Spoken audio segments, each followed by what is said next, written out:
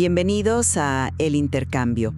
Hoy nos adentramos en una de las figuras más complejas y, persistentes de la cultura, el libertino. Un arquetipo que fascina, repele y seduce a través de los siglos. Utilizando el material de base, vamos a examinar la fuente de su innegable poder de atracción. Nuestra discusión se va a articular en torno a una pregunta central. ¿Es el libertino un estratega consumado, un maestro de la psicología que manipula fríamente las debilidades ajenas para su propio placer? ¿O es, por el contrario, la encarnación de una fuerza pasional auténtica, una energía tan arrolladora que resulta irresistible precisamente por ser indomable? Una distinción fundamental, ¿sí?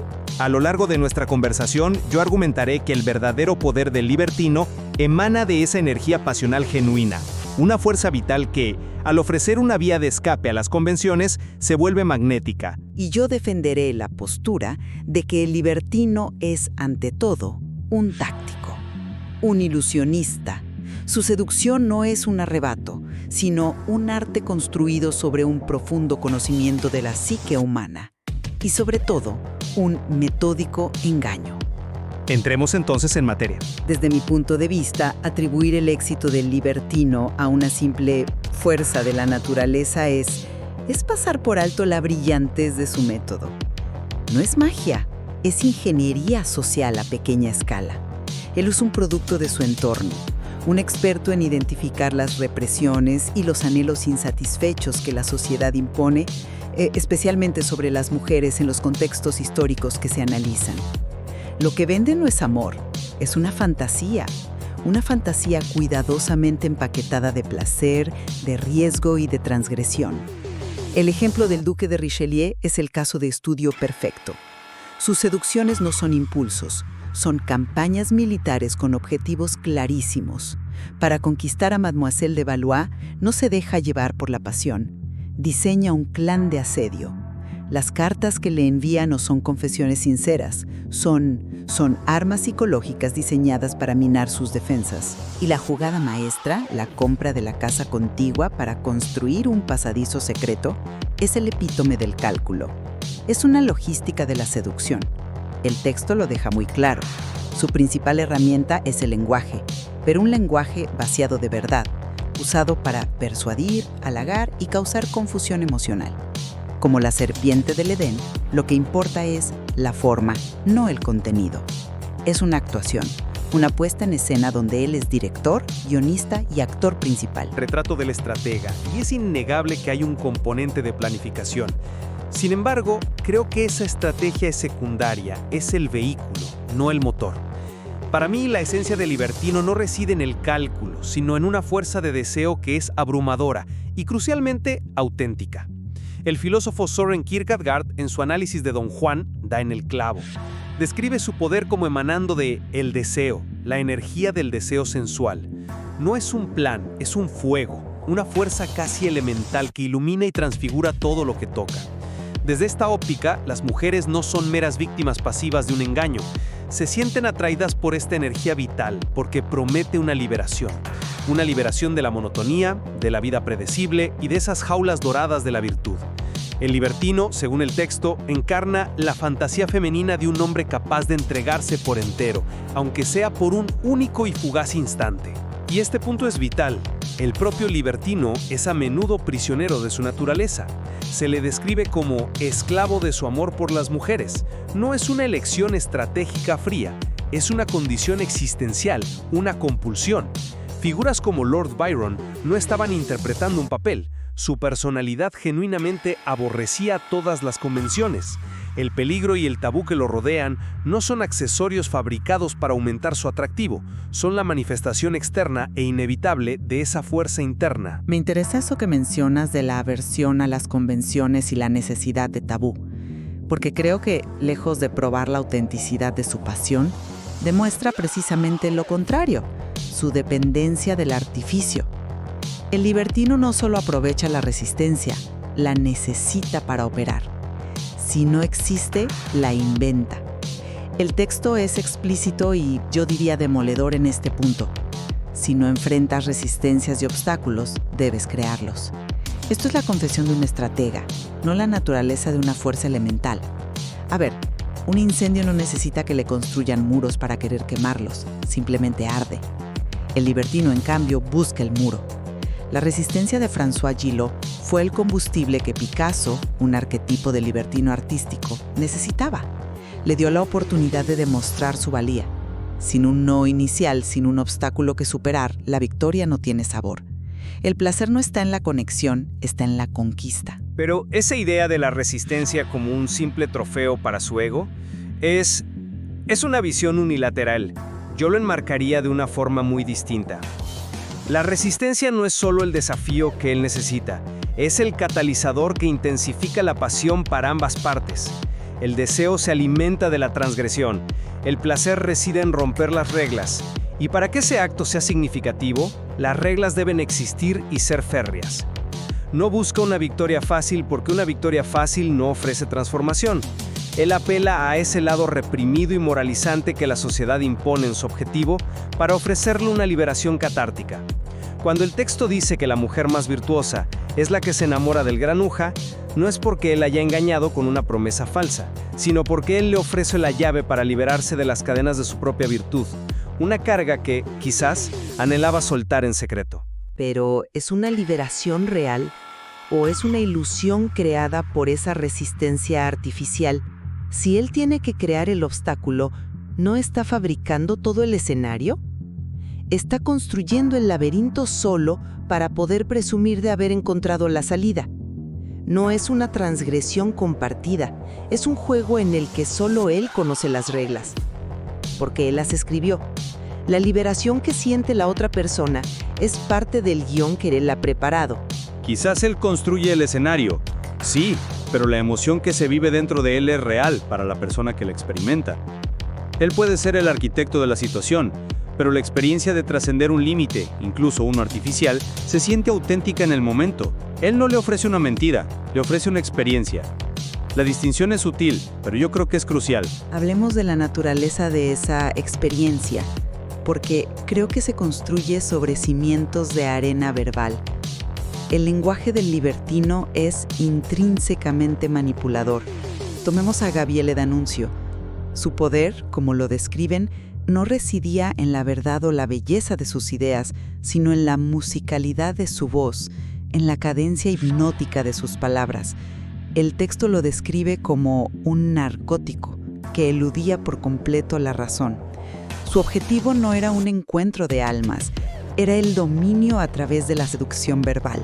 Y era tan efectivo que la misma técnica que usaba para seducir mujeres la usó para hipnotizar a las masas en Fiume y liderar una empresa política.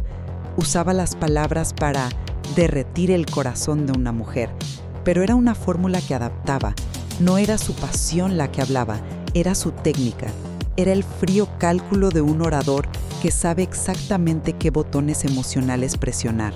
Es un argumento poderoso, esa imagen del encantador de serpientes verbal. Pero me pregunto si ese engaño no puede ser, paradójicamente, una forma de acceder a una verdad más profunda. Las palabras del libertino pueden no ser objetivamente ciertas, bueno, en un sentido fáctico, pero conectan con una realidad emocional que su interlocutora anhela desesperadamente. Kierkegaard vuelve a ser iluminador aquí. Dice que Don Juan transfigura en un sentido mucho más profundo a cada mujer. No le miente creando algo de la nada, lo que hace es reflejar y magnificar la belleza, el deseo y el potencial que esa persona ya posee o que anhela ver en sí misma. Es una co-creación de una realidad pasional. D'Annunzio no le decía a una mujer algo que ella, en el fondo de su ser, no quisiera oír. Él articulaba sus fantasías reprimidas, le daba voz y forma a sus anhelos más secretos. En ese instante, la experiencia es intensamente auténtica para ella, aunque esté construida sobre palabras que, vistas desde fuera, con la fría luz de la razón, parezcan falsas. Pero una verdad que solo existe mientras dura el hechizo y que se desvanece en cuanto el mago desaparece, ¿puede llamarse verdad? El resultado final desmiente esa idea de una experiencia auténtica compartida. El fin último del libertino es la conquista y el placer egoísta. Su patrón es inequívoco y los textos lo confirman una y otra vez. Concedía un momento inolvidable y desaparecía. No hay una cocreación duradera, hay un uso y descarte. La fama que se menciona en los casos de Lord Byron o incluso Bill Clinton no es un subproducto de su carisma, se convierte en otra herramienta táctica. Es un activo que se cultiva y se explota para atraer a las siguientes víctimas, estimulando un deseo competitivo entre las mujeres que quieren ser la próxima en la lista. Es una acumulación de trofeos para reafirmar su poder. Esa transfiguración de la que hablas es el efecto de un ilusionista. Y cuando el truco termina, él se ha ido con los aplausos y la realidad se impone, a menudo de forma brutal. No estoy convencido de que su único fin sea la acumulación de trofeos. Me parece una lectura demasiado cínica, que ignora la propia tragedia del libertino. El texto lo describe también como esclavo de una libido incontrolable. Esto sugiere que no actúa con total albedrío, que no es un general en completo control de sus facultades, sino que está impulsado por una fuerza que lo consume a él también. Su búsqueda de un placer absoluto puede interpretarse no como una simple suma de conquistas, sino como una búsqueda casi espiritual, aunque desesperada, de la experiencia sublime. Una búsqueda condenada al fracaso, por cierto. El símbolo que se le asigna es el fuego. Incontrolable, extremo, peligroso. El fuego no elige qué quemar, simplemente arde hasta que no queda combustible. En esa visión, el libertino no es solo el incendiario, es también la primera víctima de sus propias llamas. También lo condena a él a nunca encontrar paz, ni satisfacción duradera, ni una conexión real. Es una compulsión, no una estrategia. Esa narrativa de la tragedia y la compulsión me parece la coartada perfecta. Es una justificación romántica para un comportamiento depredador. ¿No es posible que esa imagen del esclavo de la pasión sea la mayor de sus invenciones, el personaje final que construye para eximirse de responsabilidad? Él no solo seduce a las mujeres, nos seduce a nosotros con la idea de que es una fuerza de la naturaleza, cuando en realidad es un agente con una voluntad de poder muy clara. Su objetivo no es el sublime, es la repetición de la victoria para alimentar un ego insaciable. Pero si fuera pura voluntad de poder, ¿por qué la autodestrucción es un tema tan recurrente en sus biografías? El fuego que mencioné antes no solo consume a los demás, lo consume a él. Byron se consume en Grecia, D'Annunzio se consume en su autoimpuesto exilio dorado. No parece el final de un estratega que ha ganado el juego, sino el de alguien que ha sido consumido por su propia energía. Su fin no es la paz del conquistador, sino el agotamiento de la llama. En resumen, desde mi perspectiva, la evidencia acumulada perfila al libertino como un consumado ilusionista. Su poder no emana de una fuerza natural incontrolable, sino que es producto de su intelecto, de su cínica y profunda comprensión del deseo humano y de estrategias meticulosamente calculadas. Estas estrategias van desde la creación de obstáculos artificiales para magnificar el desafío hasta el uso de un lenguaje hipnótico diseñado para anular la razón.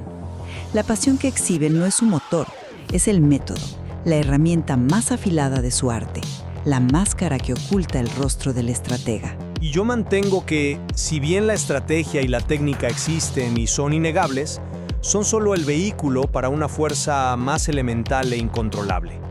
El libertino es el canal de una pasión auténtica, poderosa y peligrosa que la sociedad, con sus normas, se esfuerza por reprimir.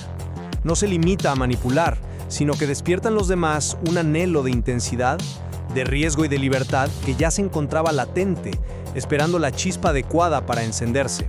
Es menos un titiritero y más un catalizador de fuerzas que ya existen tanto en él como en los demás. Al final de nuestra conversación, queda claro que esta figura no admite una explicación sencilla. Quizás su poder resida precisamente en esa ambigüedad. La posibilidad de que el cálculo más frío y la pasión más ardiente no se opongan, sino que se necesiten mutuamente. La estrategia le da forma a la pasión y la pasión le da credibilidad a la estrategia. Exacto. Es una paradoja andante. Y la persistencia de este arquetipo, desde Don Juan hasta figuras contemporáneas, demuestra que su naturaleza sigue siendo un terreno fértil para el análisis. El material que hemos examinado hoy ofrece claves profundas, pero nos deja con más preguntas que respuestas, invitándonos a seguir explorando las múltiples y seductoras facetas de este personaje tan fascinante como inquietante.